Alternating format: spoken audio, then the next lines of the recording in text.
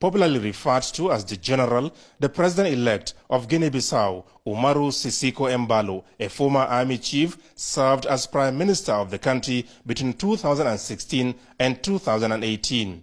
The 47-year-old opposition candidate got elected in a second round of voting to beat another ex-prime minister in an election described as free, fair and credible by the United Nations and other election observers.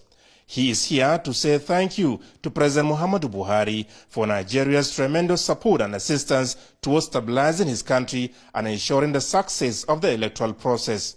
Mr. Embalo, accompanied to the State House by Guinea-Bissau's Minister of Foreign Affairs as well as that country's ambassador to Nigeria, solicited continued support to his incoming presidency, assuring President Buhari that he will not let the people down. What did the president tell you? They give me good advice.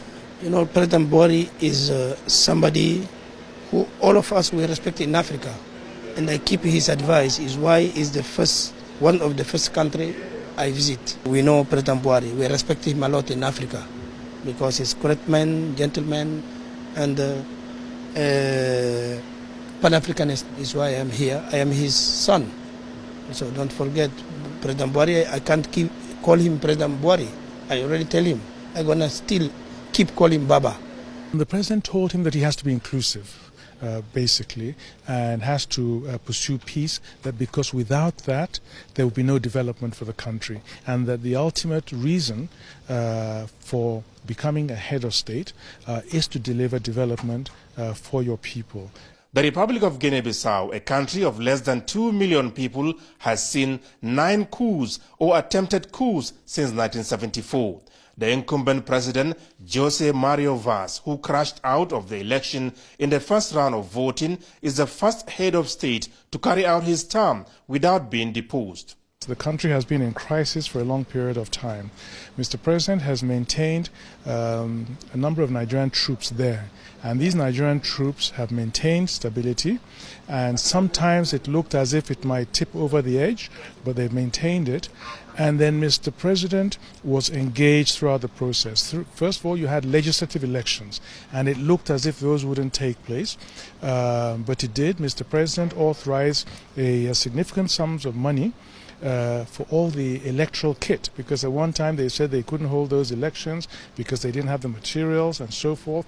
Mr. President provided resources for them, and so they had to go forward with that. He really shepherded them through the legislative elections. He sent me and the president of the ECOWAS Commission to Guinea-Bissau on about 4 or 5 occasions, you know, to keep everybody calm, keep all the political parties calm, moving them forward, and they kept moving forward. And then right at the very end, at one stage, it looked as if these presidential elections wouldn't take place because the incumbent president fired the prime minister who was supposed to organize the elections, and again it looked as if things would not work out.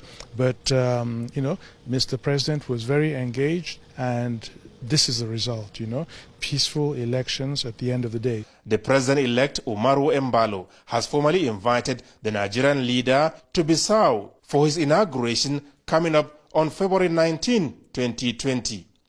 From the State House, Adamu Sambu, NTA News.